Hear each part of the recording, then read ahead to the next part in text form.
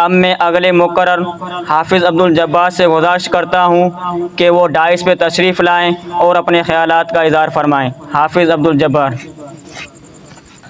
نحمده ونصلي على رسوله الكريم اما بعد فاعوذ بالله من الشيطان الرجيم بسم الله الرحمن الرحيم رضي الله عنهم ورضوا عنه صدق اللہ العظیم۔ اللہ ان سے راضی ہو گیا اور وہ سے راضی ہو گئے۔ خلافت راشدہ کو نمونہ بناؤ، خلافت راشدہ کو نمونہ بناؤ، عزت جیو عزت ہی پاؤ، وہی ہے نمونہ تمہارے لیے، بس طریقہ خلافت پہ قربان ہو جاؤ۔ محترم اساتذہ کرام، مہمان گرامی اور میرے ہم سفر و مکتب ساتھیوں، السلام علیکم ورحمۃ اللہ وبرکاتہ۔ سامعین محترم، ابھی جس موضوع کے تحت میرے ہونٹوں کی جنبش تمہارے کانوں کی سماعت بنے گی وہ موضوع ہے تیرے پر اسرار بندے۔ شخصیات کا تذکرہ سنہرے حروف سے کیا اور لکھا جاتا رہا۔ بہت سی شخصیات کو تاریخ اپنے ماتھے کا جمر بناتی رہی۔ کسی نے سلطنت کی سلطنتی زیر و زبر کر ڈالی، کسی نے بادشاہت کو فقیری کا ذائقہ چکھایا، کسی نے بازو قوت سے لمحوں میں ہزاروں چہروں کو بدل ڈالا، کسی نے زمین پر بھٹکے انسانیت کو چاند کے سامنے لا کھڑا کیا۔ لیکن افسوس کی بات تو یہ ہے کہ یہ سب لوگ تاریخ کے ماتھے کا جمر نہ بن سکے۔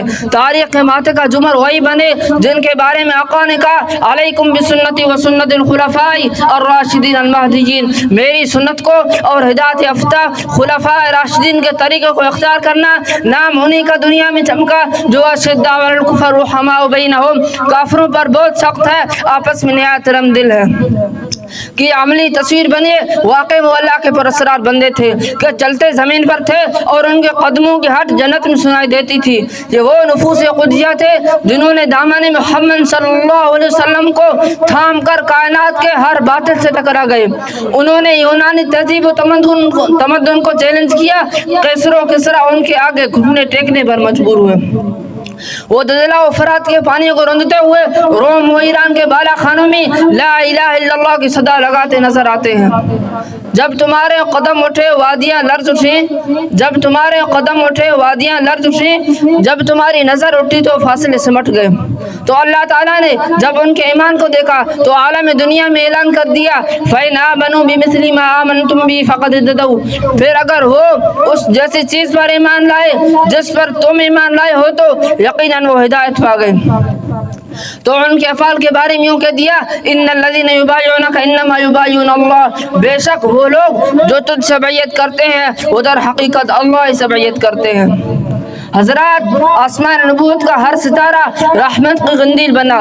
جو راتوں کو اٹھ اٹھ کر گشت کرتے، وہ پتھروں پر سوتے، پانی میں روٹی بھگو کر کھاتے، یہی وہ پراسرار بندے تھے جن کے بارے میں خدا نے کہا اولئک هم المتقون، یہی بچنے والے ہیں۔ اولئک حزب اللہ، یہ لوگ اللہ کا گروہ ہیں۔ اولئک هم الفائزون، وہی لوگ کامیاب ہیں۔ تو میں بھی کہتا ہوں یہ پھول نہ ہوتے تو کلیوں کا تبسم بھی نہ ہوتا، یہ پھول نہ ہوتے تو کلیوں کا تبسم بھی نہ ہوتا، یہ گل نہ ہوتے تو بلبل کا ترنم بھی نہ ہوتا۔ ان کی عظمت کے ترانے، ان کی فضیلت کے نغمات، ان کی منقبت کے راگ ناطق وحی نے لسان نبوت سے ادا کیا۔ رضی اللہ عنہم ورضوا عنہ، اللہ ان سے راضی ہو گئے اور وہ سے راضی ہو گئے۔ وما علینا الا البلاغ۔